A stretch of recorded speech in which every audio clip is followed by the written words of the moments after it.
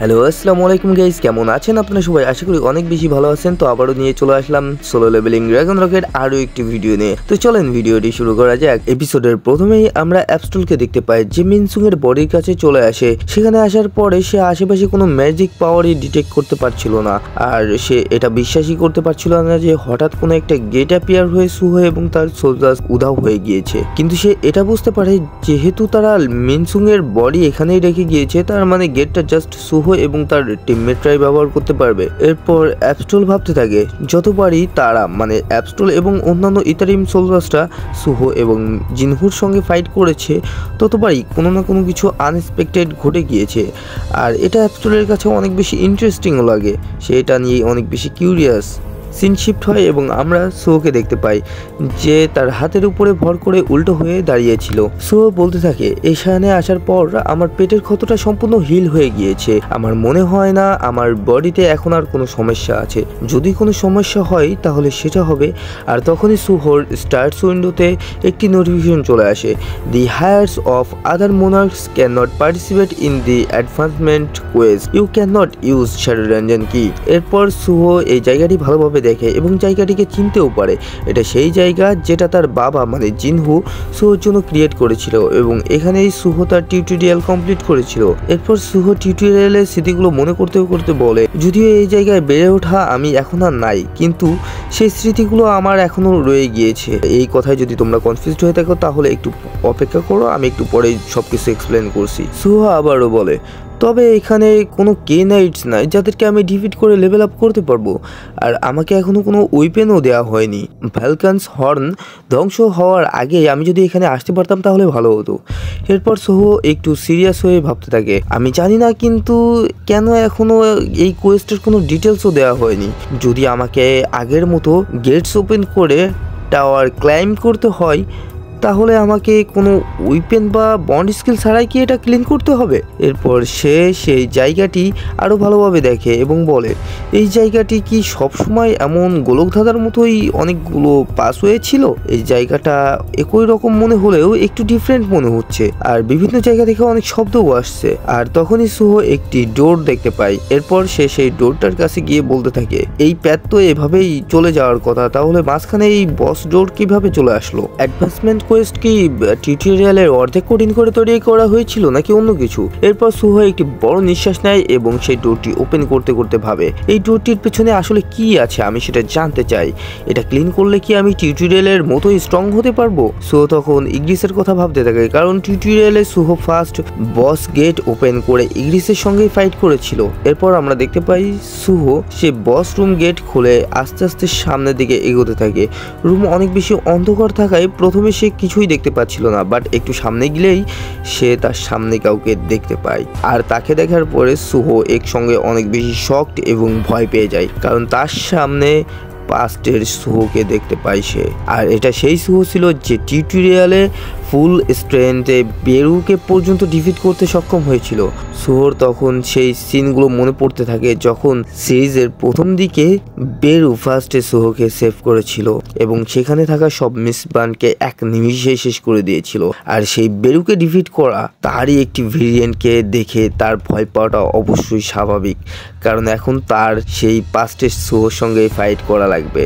আর যারা বিষয়টি নিয়ে কনফিউজ তাদের উদ্দেশ্যে আমি বলতেছি, সুহোর বাবা মানে জিনহু সুহোর জন্য আসলে সোলো লেভেলিং এর একটি টিউটোরিয়াল ক্রিয়েট করেছিল যেখানে সুহোকে শ্যাডো সোলজার্সদের ডিফিট করে লেভেল আপ করা লাগতো। আর এটা মেন গেমের এক্সপিরিয়েন্সের আগের টিউটোরিয়ালের মতোই যেখানে ট্রেনিং করা যায়। সেই টিউটোরিয়ালের এক পর্যায়ে সুহো বেরুকে ডিফিট করতে সক্ষম হয়। আর টিউটোরিয়ালের পর সুহো যখন অ্যাওকেন্ড হয় প্রথমবারের মতো, তখন সুহো অনেক বেশি উইক হয়ে যায় এবং তাকে আবারও সেই লেভেল 1 থেকে শুরু করে লেভেল আপ করতে শুরু করা হয়েছে। এই পাস্টের টিউটোরিয়ালে সুহো কিন্তু বর্তমান সুহো থেকে অনেক বেশি পাওয়ারফুল, আর এটার জন্যই কিন্তু বর্তমান সুহো এই পাস্টের সুহোকে দেখে অনেক বেশি ভয় পাচ্ছে। স্টোরিতে ফিরে আসা যাক।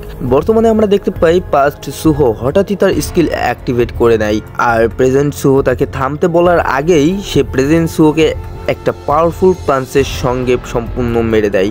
আর তখন আমরা 3টি মশাল দেখতে পাই আর সেখান থেকে হঠাৎ করে একটি মশাল নিভে যায়। এরপর আমরা সুহোকে দেখতে পাই যে সেই স্টার্টিংয়ে আবার চলে আসছে। সুহো তখন অনেক বেশি ভয় পেয়ে গিয়েছিল। সুহো বুঝতে পারে সে পাস্ট সুহোর জাস্ট একটা পাঞ্চ খেয়েই মারা গিয়েছিল আর এই জন্য সে আবারও স্টার্টিংয়ে চলে আসছে। সুহো তখন বলতে থাকে, আমি বস রুমে পাস্ট সুহোকে কেন খুঁজে পেলাম? আর এটা কি সেই অ্যাডভান্সমেন্ট কোয়েস্ট হতে পারে? পাস্ট সুহোকে ডিফিট করা কি আদৌ সম্ভব? না, আমাকে তো বলা হয়েছিল এই সিস্টেমটা আমাকে স্ট্রং করার জন্য এক্সিস্ট করে। তাহলে কি আমি তাদেরকে আসলে ডিফিট করতে পারবো? আর যদি আমি তাদেরকে ডিফিট করতেই পারি তাহলে অবশ্যই এখানে কোনো না কোনো উপায় আছে তাদেরকে ডিফিট করার মতো। এরপর সুহো অ্যানালাইসিস করে বুঝতে পারে যে এটা টিউটোরিয়ালের মতো হলেও কিছুটা ডিফারেন্ট, কারণ বস রুমটা অদ্ভুত একটা জায়গায় ছিল যেটা সেখানে থাকার কথাই ছিল না। এরপর সুহো দৌড়াতে দৌড়াতে বলে, আমি শিওর এখানে অন্য কোথাও আরও একটি ডোর আছে। কিছুক্ষণ খোঁজার পরে সুহো আরও একটি ডোর খুঁজে পায়। সুহো তখন সেই গেটটি ওপেন করতে করতে ভাবে, আমি আর এটা নিয়ে ভাববো না যে ভেতরে কি আছে, ভেতরে যাই থাকুক না কেন সেটা পাস্ট সুহোকে ফেস করা থেকে অনেক বেশি ভালো হবে। সুহো তখন গেটটি ওপেন করে এবং ভেতরে অনেক খেলার জিনিসপত্র দেখতে পাই। এরপর সুহো দেখতে পাই তার সামনে বাচ্চা সুহো যে তার খেলনা নিয়ে খেলছিল, যা দেখে প্রেজেন্ট সুহো অনেক বেশি শক্ট হয়ে যায় যে এটা কি হচ্ছে তার সঙ্গে। এরপর সুহো মনে মনে বলে, আমার কি নিজের বাচ্চা ভেরিয়েন্টের সঙ্গে ফাইট করা উচিত? যদিও সেটা আমি নিজেই, কিন্তু তারপরও একটা বাচ্চার সঙ্গে ফাইট করা কি ঠিক হবে? বাট তখনই আমরা বাচ্চা সুহোকে দেখতে পাই যে তার রুলার্স অথরিটি ইউজ করে এবং আশেপাশে অনেক বেশি পাওয়ার রিলিজ করে।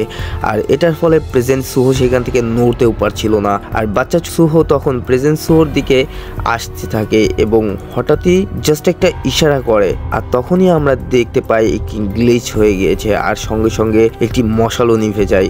সুহো আবারও স্টার্টিংয়ে চলে আসে আর সে ভাবতে থাকে, আমার বাচ্চা ভেরিয়েশন কি মাত্র আমাকে রুলার্স অথরিটি ইউজ করে আমার ঘাড় আলাদা করে দিয়েছিল? সুহো বলতে থাকে, তারা কেউই এমন কোনো অপোনেন্ট নয় যাদেরকে আমি ডিফিট করতে সক্ষম। তাহলে আমি এই কোয়েস্টটি কিভাবে কমপ্লিট করব?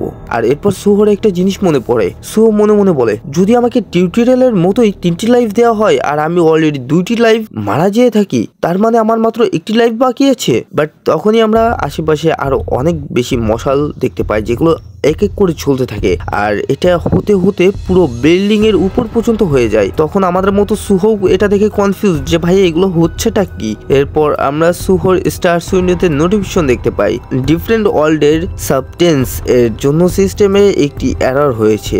মানে তোমরা বলতে পারো এতক্ষণ আমরা যে কাহিনীগুলো দেখছি সবকিছু জাস্ট সিস্টেমের একটা এরর ছিল। অন্য একটি নোটিফিকেশনে লেখা ছিল, please defeat the being behind the door with the remaining life you have been given.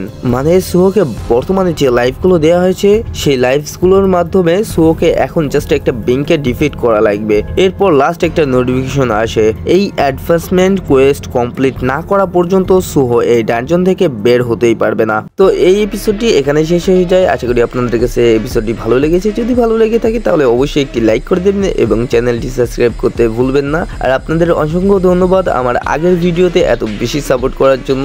আপনারা এভাবেই সাপোর্ট করতে থাকলে সোলো লেভেলিং রাগনারকের ভিডিও আপনারা সবার আগে আমাদের চ্যানেলে পেয়ে যাবেন। এখন বাজে সকাল 6টা 4 আর এখন আমি ভিডিওটা রেডি করতেছি। আজকে বিকালের মধ্যেই আমি ভিডিওটা আপলোড করে দিব।